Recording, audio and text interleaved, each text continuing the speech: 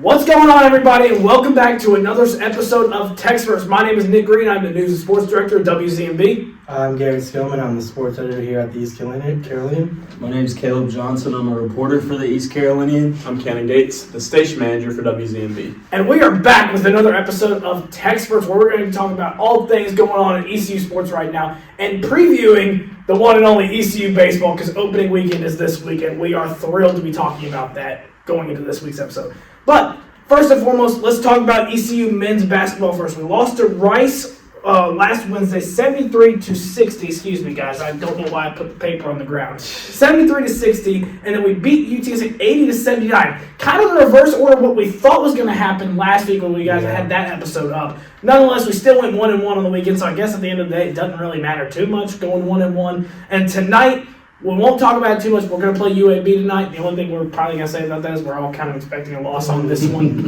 Not going to talk too much about that. And on Saturday, we're going to be playing at Charlotte. But first, let's talk about the games that just recently happened, starting with Rice and UTSA. Gentlemen, what the heck what did we just watch?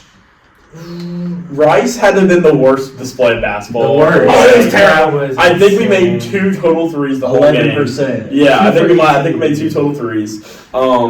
And I mean, it all comes down to Rice had a big guy who could actually play. Yeah. That's really all it came down to. Yeah. I mean, I love C.J. Walker, and we're going to talk about him in a little bit, but I love C.J. Walker, but you can't really have him guarding a 6'11", 7-foot guy who can just back you down in the post. Like, that's just not going to work. Also, a guy who could just kick the ball out if he needed to, and they had the one guy who started for him. It's a European name. I cannot tell you the exact name, but he was shooting threes, and they played much better than what their record shows. And I mean, obviously they've had some close games, but that game was just. I was there. I was pissed off the whole time. The score was much closer than what the actual game was. Like, that was not a 13-point loss. That was like a 25. Yeah, we just could not get over the hump, man. I mean, classic case of this year's ECU team not having a big man, like Cannon said. Yeah.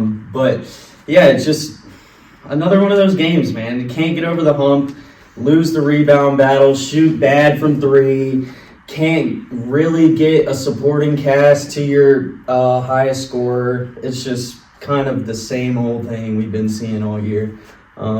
Disappointing, but I'm glad we bounced back against UTSA. That was much needed. I also didn't hate the Kaysen minutes when he played. I didn't either. I never hate them. I did. And I'm like, him and Malonga, the biggest guys you got, but you seem like Kaysen more. So I would have liked to see him play a little bit more against Rice. I'm not saying in a general landscape of things, but against Rice at least, I would have liked to steal a few more minutes out of him. For sure. That was a little embarrassing, to be honest. I don't know about you guys. I'm kind of angry that we didn't win both those games. I think we should have. We should have. But Rice, they were on a 7-game losing streak or something, like really bad. One of the worst teams in the conference, and you go out there, you can't hit a shot. I mean, credit to them. They had some lengthy guys. They played good defense, but that's a game that you have to win. Yeah, no, 100%. That's one that you would like to see ECU basketball take. Just simple as that. I mean, all year long, we've kind of been praising this team. Being like, okay, like, while we struggle against teams that are top tier in the conference, we've beaten the teams we're supposed to beat. This is about the first time this year where we actually haven't beat one of the teams where we were supposed to beat. Now, on the flip side of it, we beat UTSA this weekend, which we all said we could win that game, but we could see us dropping that one more easily than we could to Rice. Yeah. And then, obviously, as ECU basketball does, we flip that around on ourselves. We actually end up losing to Rice and beating UTSA. But let's talk about UTSA for a second, you guys. Last second shot by C.J. Walker to win the game right there. It was ugly, but it doesn't really matter. It went in. That's all that really matters at the end of the day. C.J. Walker had a great game. I think 22 points is what he had on that 28 one. 28, excuse me. Sorry, I'm underestimating on that one. 28 points, 28 and 10, double-double. Guys, let's talk about UTSA. What did you guys like from that game? What did we do right in that one that we didn't do in Rice? C.J. Walker. Yeah. Just way fair enough. Shout out Travion LeBeau for that steal and pass ahead to Jordan Riley to cut the game to 1 point. That was huge. Just a all-around great way to battle back from the guys. I mean, the game was close the entire second half. You can't ask for much more on the road against a team that's right there with us. Yeah. Can't ask for much more. And we shut down Primo Spears, which I didn't think was going to happen. I didn't either. Yeah, no, I completely agree with everything you said. Millender just had a good game for UTSA. I think that's kind of what kept them ahead. And just we wasn't a guy we really talked about last week going into the UTSA game. I think we kind of were talking about Spears and the guy who transferred from Wake Forest, Monsanto, I believe is how you say his name. He's just a shooter. I think the thing you want to praise, at least in the last couple minutes, obviously the score is a little different, but the defense, especially the press defense. I mean, we had guys all over the ball. We got the jump ball at the end that ended up going in our way and getting CJ that shot, which, yeah, a little ugly, but it went in. I mean, you could tell, like, when he went up, I was like, oh, and then he had a nice little release on it. Yeah. So I was like, oh, well, maybe, and then he made it, and, yeah, I think for that game, I'm happy at least with the way we fought back. I'm not happy necessarily with the way we played, but the way we fought back. I mean, and we keep seeing different starting lineups with the same 7 guys, and I hope these same 7 guys can perform on tonight against UAB, even though, but especially against Charlotte. Like, if we lose Charlotte, like, they're bad. Like, we better beat Charlotte. Yeah. But Have to. I mean, you said it. CJ Walker, he came in clutch. Shout out to him. He's been playing so well the past month, and it's been consistency too. yeah. It hasn't been like fluky runs like the beginning of the season. I honestly didn't think we were going to win that game in the last few minutes. I did either. Then we had an and one, and then CJ Walker clutch bucket, and then that half court heave at the end that got me really worried. I know we were texting the chat as the game was going on, but Yeah. I'm just happy with the way we fought. We didn't play that great, but it's a great way to bounce back. You want to say your CJ Walker? Oh, yeah. I mean, 3 20-point games in a row. AAC Player of the Week, National Player of the Week. Shout out to CJ Walker. Repping the That's all we can really All say praise about to that. him. I mean, wow. That's all we can really say about that. CJ Walker, Yeah. well deserved. I mean, you said it. He's been consistently good over these past few games. One thing I wanted to point out before about this specifically is I mean, you guys kind of hinted on it earlier a little bit, but one thing that I think we did a lot better in UTSA versus what we did against Rice. You guys hinted at it earlier. Rebounds tremendously. We are pretty aggressive at getting the boards. In almost every game we played, we've been very aggressive about. While we haven't necessarily had the biggest guys out there, we've been aggressive about getting rebounds. You see RJ Felton getting rebounds. You see CJ Walker getting rebounds. You've seen some of these guys get rebounds, even though they're not necessarily the big center that you see on some of these other college basketball teams. But, I mean, against Rice, I mean, we couldn't find a single person to get it. It's a second chance opportunity after second chance opportunity for Rice, and you're just not going to win a basketball game like that, unfortunately. Before we continue, I wanted to point out against UAB, obviously the game's going to go by. It's like by the time you post it. I just want to point out CJ Walker, yes, we're going to need him tonight, but I'd say what we need the most out of CJ Walker's defense. Yes. Because Yaxel Landeboard is my pick for at least player of the year or second for UAB. He leads in all big 3 of the categories for me. 6'9". He can ball. Like, CJ is going to have to not foul. It's pretty much the main thing. If he can just do some defense and not foul. Yeah. I don't think we're going to win, and we all kind of agree on that. Yeah. But I think if he can play some solid defense, and at least hold Landeboard to not go crazy, he averages about 17 and 10 and 4 assists. If you can hold him to at least a little bit below that on both fronts, we have a good shot of winning the game. I don't think we're going to, but we can at least keep in it. At least we're home. Make it That's true. And I plan on going. We're going to I wish I could go. We are at home. That at least helps us a little bit. Like I said, we're not going to talk too much about UAB because of the fact that we're recording this on Tuesday afternoon. That game's literally happening in just a few hours over in Minges Coliseum. So we're not going to touch on this too much. By the time this video is up, this game's already happened. You already know what happens. We're all expecting a loss. I don't think any of us are really expecting a win. If you are, please speak now. But, you know. I won't say we're going to win. But there's like a good 3 things. If they happen, we'll win. Make more than 10 threes. CJ Walker play defense, and CJ Walker honestly scored 25 points. Yep. Well, then you know And what? get There 10 you go. boards. Yeah. There you go. Double. Out rebound Landeboard. Yeah. That's it. What surprised me about it, this is the last thing I'll say, is that ESPN actually had, it was like a closer margin on the favorites. I think it was 55% to 45% in UAB's favor. So Hey, maybe ESPN's ESPN not knows counting us out. something we don't. I'm pulling up right now, and UAB's only the spread. It's them 56, and UAB the spread is -2.5. So it's like they're not counting. That's not counting the Pirates out. Hey, you know what? They're putting respect on the Pirates' name, and I respect it. I kind of wish the spread and money line were a little bit further because I bet on the Pirates. I bet on the Pirates. I said, you know Dude, what? I still pay that, but So you know what? ESPN is not disrespecting the Pirates. They're So you not. know what? I respect that. it is in Minges. I mean, it's in Minges. let's go ahead and talk about Saturday against Charlotte for a little. That game will be at 4 p.m. on ESPN. As we all mentioned earlier, Charlotte is not one of the better teams in this conference. They definitely had a weaker year this year.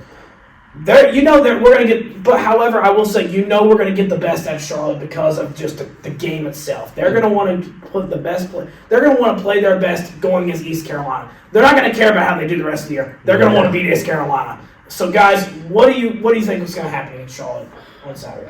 We're going to win, I think. Yeah. I think we have to win. I think that if this team just stays true to the identity that Schwartz sets in playing hard, getting on the boards, getting on the floor, getting in passing lanes, we're going to be fine.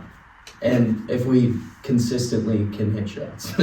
No, I agree completely with that. I think also Charlotte, the reason why they're not the same team, they have two guys starting on top 10 teams in the country right now. Tennessee's big man and Iowa State's big man both came from Charlotte. So that's the reason why they are playing pretty bad this year. But at the same time, when we talk about Rice, we kind of knew that Rice played close in other games. Charlotte, for the most part, they've lost to Rice twice. I would say that. They played close to Temple, but outside of that, they've had a couple wins here and there in the American, but they're getting pretty much beat pretty handily. Yeah. So it's not like Rice, where it's like Rice is playing a close game after close game. We should handle business. Yeah, I agree. And I'm actually going to look at RJ Feldman in this game because he's been a little bit too streaky for my liking. Yeah. Shout out him for, when his shots not going down, he's still battling on the board and stuff. Playing good defense. Playing great defense, yeah. So I'm going to look at him to have a good game. I think we will win this game, and I think it's a must-win game. Yeah, because for sure. You just lost to Rice, man. I mean, you got to make up for that with two straight wins. So I think especially expecting a loss tonight. Exactly. I said we're current conference record before the UAB game is 5-6. So expecting a loss tonight, that puts us at 5-7. If we lose to Charlotte, we're 5-8. That is not good at all. No. We have got to. Good math. I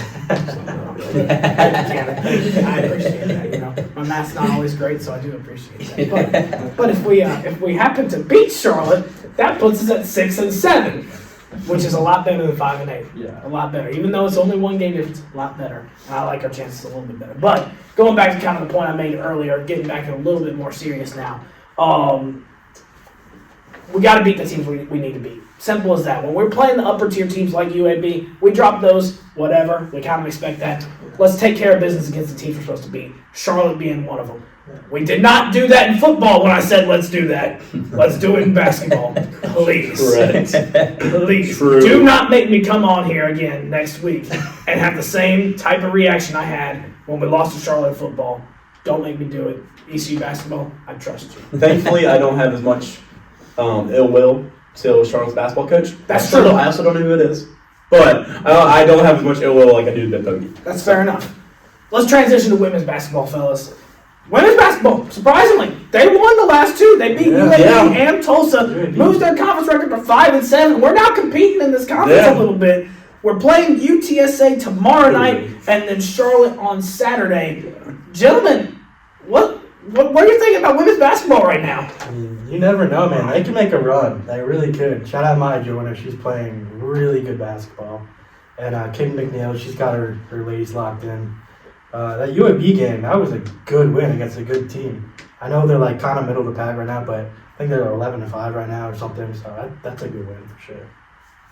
Yeah, I mean, just keep winning. Is in its simplest form, that's what this team needs to do. I mean, Amaya Joyner, back-to-back 20-point games. This is what we've been looking for her, or looking to see from her all season long, is to kind of step up and take that number one role. Hutton, Hageman, and Miller, all three played great in both games. If we can consistently see that complementary play from those three ladies, if not Herb in the mix as well, that's perfect. But I mean, we're sitting here at 13-11 and 5-7 in the conference. Like I said, just keep winning. Yeah, I mean, and even though this will might post it after, but UTSA tomorrow night is... We're not winning. They're 20-3. We're not winning. They're- I shouted it out. We're not beating it. Yeah. Kind of like UAB. I think I'd be more shocked if the women's basketball beat UTSA tomorrow night than if we beat UAB tonight in men's basketball. Yeah, I agree with that. I agree with that. UTSA 20-3, 11-1 conference record. We're not beating UT. I'm sorry, guys. I hate to be Debbie Downer here, but I'd be stunned if we beat UTSA. But we do play Charlotte on Saturday. Once again, We did play Charlotte. once again, another team we should beat. Yeah. And it happens to be the same team, But That's a Minji's. It's a Minji's. it is. And That's I think they should win that one. But UTSA tomorrow night at UTSA too. It's not even home. Yeah. That's gonna be tough. That's gonna be tough. Garrett, what you thinking? You said it perfectly, man. I think we'll probably lose against UTSA. But yeah, man, like Caleb just said, we just gotta keep winning because we haven't seen that consistency throughout the year. So string together 3 wins, that's huge. I don't think we will, but it's okay. I think we'll be 3 okay. wins in 4 games would be great. I'm looking for 3 wins in 4 games. Yeah. I'm not expecting. I'm hopeful with that. I said I agree with you guys. I'll tell you what, I've definitely liked the shots we've taken a lot better. And one thing I like when noticing in the most recent game that we called on Saturday against Tulsa, is Tulsa actually flipped the script on us a little bit and did a lot of the full court press against us. And we got a little flustered by it. Shockingly, we got flustered. I would think if anybody could handle the full court press, it would be East Carolina because of the fact that we practiced against it all the time. I would assume anyway. I don't know. I'm not at the practices, but I would assume we practice against the full court press. No, believe it or not, no, I'm not at the women's basketball practices. I'm not there. But yeah, no, we were a little flustered by that, surprisingly. So I think going into these next 2 games, kind of keeping our composure a little bit, and I mean that more of just staying calm, hit the shots you can, because let's keep it real. When take smart shots and hit the good ones. That sounds so basic, but that's the answer for basketball right there. Take smart shots and hit the ones that you're supposed to, and you're good to go. Simple as that. Yeah. Because too many times we'll have open shots and we just miss them in women's basketball. And I think this is where we really need to. That's something we did better in the past 2 games, is just making the open shots. And so if we can do that better, I think I like our chances better. Not against UTSA, really. I don't think I like my chances really at all against that one. But Charlotte, definitely, I think we can get past their win. And we can sweep Charlotte women's basketball, too, because we've already beat them once this year already. We need it. Yeah, the efficiency has definitely been on the rise, which has been ideal to see. Absolutely. After the struggles throughout the beginning of the year. Absolutely. Yeah, I agree completely. I kind of went over to the men's side. They haven't been shooting that efficiently either, especially in that Rice game. They swapped. They really did swap. Yeah. And that seems to be a trend. Every single time I do this, is the men's and women's basketball, they'll just swap on how well they're doing. One team will start doing good, the other one sucks. The other one starts sucking, the other one's doing really good. It just tends to be a thing of my entire time being here. That tends to be a thing. So we'll see if that continues going on. But that being said, before we end today's podcast, we have one more segment for you guys. Opening weekend for ECU baseball is this weekend, and we are thrilled about this. So, opening weekend is George Mason, Friday, Saturday, Sunday, opening series. We've already confirmed the Friday and Saturday starting pitchers for us. Friday, we got Ethan Norby. Saturday, the freshman Sean Jenkins. Sunday is still TBA. We'll talk about our guests here in a little bit, who that might be. But, gentlemen, opening weekend, what are we thinking? What's going on, fellas? I'm excited, man. You got a real opportunity to start the season off 3-0 against George Mason because they were not good last year. You got Ethan Norby, Sean Jenkins on the mound. That freshman's really good. And you got Ethan Norby back from last year. He had a pretty good ERA last year. He played pretty well. In all the games he started, at least, too. So, I'm excited. You got a lot of momentum, and especially we can win this series, and you got a chance to play UNC next weekend, which that's going to be tough. So I'm really hoping we go through now. That'll be a huge momentum. We should take care of business against George Mason. I think we're all predicting probably a 3-0 sweep. There's so much to talk about on this roster. It's a complete overhaul from last year. I assume that we're going to see, number one, obviously by all the reports, we're going to see a lot of freshmen playing. But I also think we'll probably see a lot of guys rotated in and out at different positions because this is the time to figure out who are your guys. But yeah, I mean, I'm excited to see Sean Jenkins on Saturday. He's topping 96 as a 17-year-old. Can't wait to see that. I am so hyped up for ECU baseball. Let's go, baby! I am so hyped. Oh gosh, I love ECU baseball. The jungle has to be the best environment. I'm sorry, I like Pirate baseball more than Pirate football. Like the jungle is just wow. I'm so hyped. I'm so hyped to put it in nice terms, say great things to George Mason's right fielder on Friday. I'm gonna say some nice things to him. You know, gotta encourage him a little bit. Yeah, I just want to make sure the guy's doing good, having a good time out there, having fun. That's the most important thing. Make sure his family's okay, you know. Exactly. You know, I just hope the guy's doing good.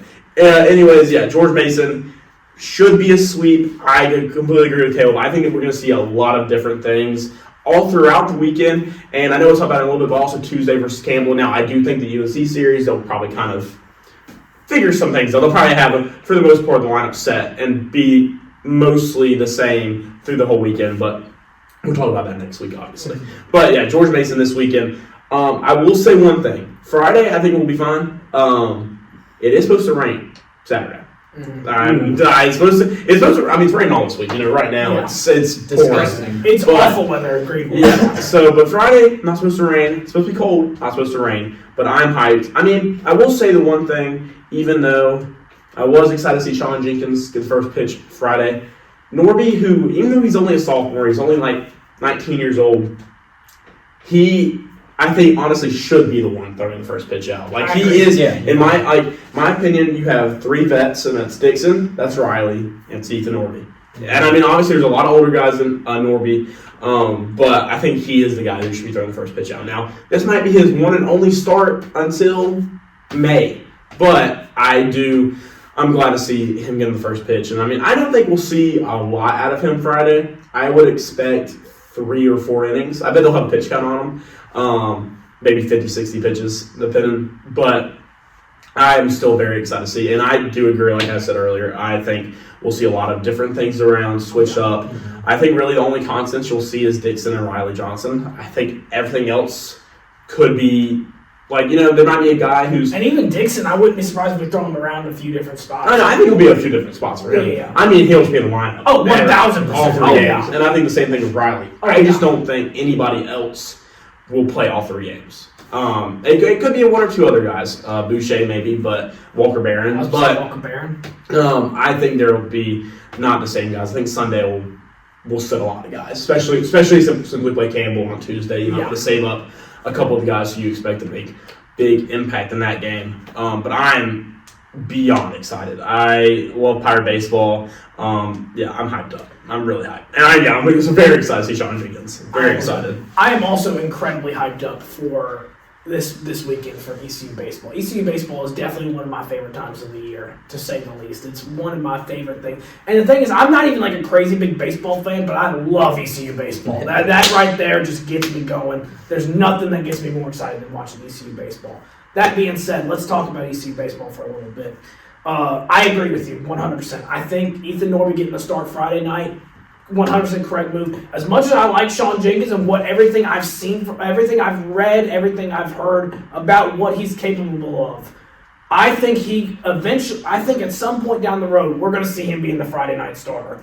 Just not as early as next week. I also think it could be as early as next week. Problem is, I also am not mad at all that we put Ethan Norby as the Friday starter for this week. So that way, it's like, all right, we'll take a little bit of pressure off of you. So that way, you're not getting the opening day first pitch. You're going to get just a Saturday start instead. But come next week against UNC, hey, we might throw you out there. We'll see what they have to say. Depending on how you look. And if you're looking just as good as what the reports say, I want to see a Friday night. I want to see UNC. I will say off that, I think I would not be shocked if you keep him Saturday for UNC. I know we'll talk about more next week. Yeah. But also because he's still a freshman. I also agree with that, too. He's 17. Yeah. So obviously you're not starting him Sunday. Because if you start him Sunday in Chapel Hill, that's a bad idea. He's young. Yeah. I just want to do it. Friday, there's going to be a lot of hype. And there's going to be a ton of people there. Saturday just kind of is like Friday, you're gonna get talked to, but like it's not nearly as. I would do either Friday or Saturday. Friday because we have the home crowd behind us Yeah, as UNC, true. or Saturday because it's the neutral. Because you're right, it's a neutral location. You'll have just as much people hyping you up as you will. It's going to be a lot more of a calm environment in the neutral location.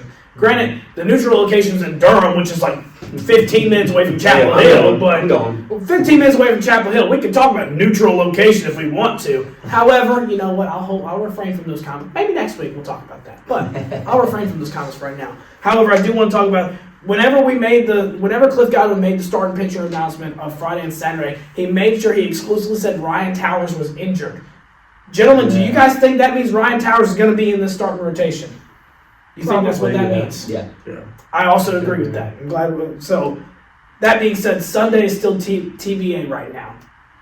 We have some theories of who might be thrown in there. Do you guys have any? Before I say, we might actually probably all have the same guy in mind. Who do you guys think might be the Sunday starter? I don't have anyone specifically. There's a list of like 6 different names you could go with. Yeah. I kind of see Sunday as a midweek game, so I'm kind of the same boat. I don't necessarily pick. The one guy I could say is Jake Hunter. Jake Hunter. But I also have said I think Jake Hunter's going to be like our Danny Beal type guy this year. I don't see him starting on Sunday. You know, he could. I just don't see it. I think. Well, before I say anything, did you have? I had this Jake Hunter too. Okay, Jake Hunter was who I was thinking of as well. However, I just thought of this second. I actually wouldn't mind the idea at all if, let's say, we actually kill George Mason, we go 2-0. Sunday rolls around.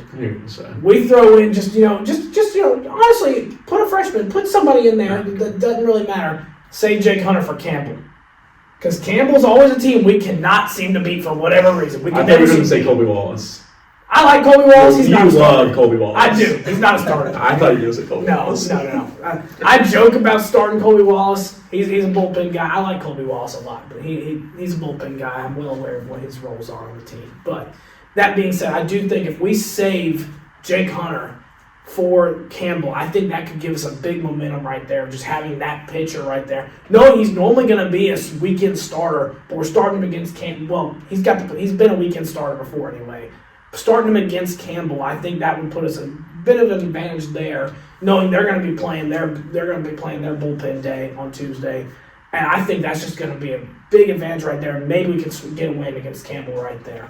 That being said, we also have a Tuesday game against Campbell.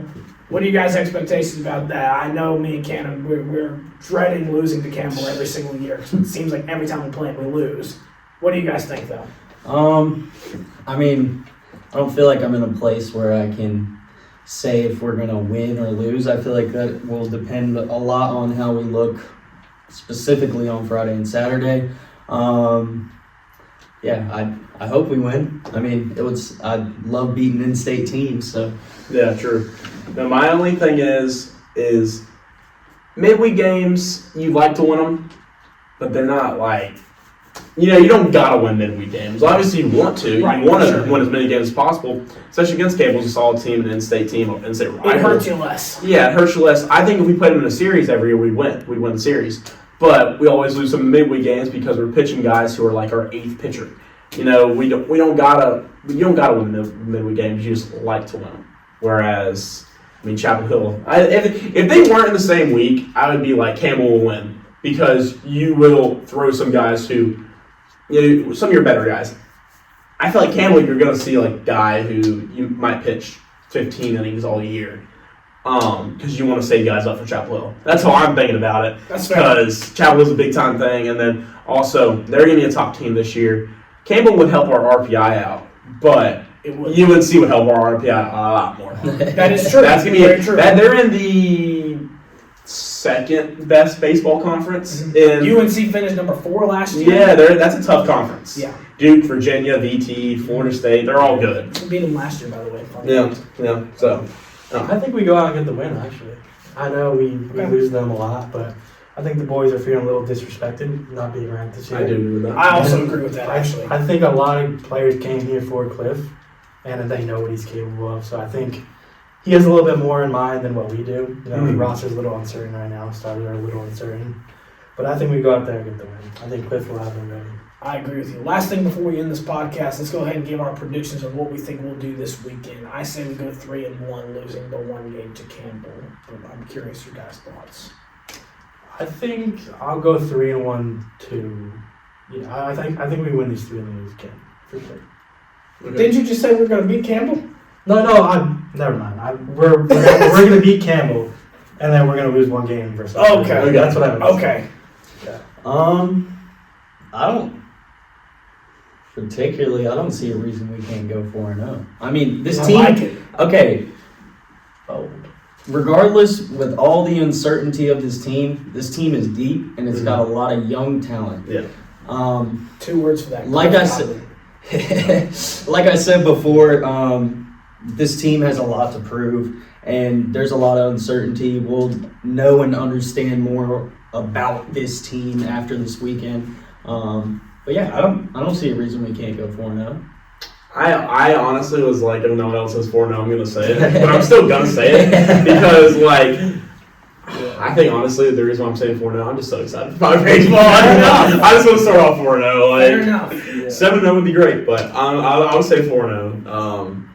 I don't really see a reason why we can't, but Campbell is always tough, and if we don't go 3-0 this week, then just the Pirate fan in me, I'll be already questioning things. If we don't go 3-0 this weekend. I agree with you. But I think if we don't go 3-0 this week, I will also be questioning a lot of things. And It's baseball, though. It is a little different than everything True, else. but I will still be questioning. I'll be like, we could be in for a long season if we don't go 3-0 against George Mason. But that being said, opening weekend is this weekend. We'll find out what happens Friday, Saturday, Sunday, and then Tuesday for Campbell. Thank you guys so much for tuning into this week's podcast of TECSpertZ. We'll be back again next week to tell you guys what just happened and preview the next week. Until then, go Pirates. Peace.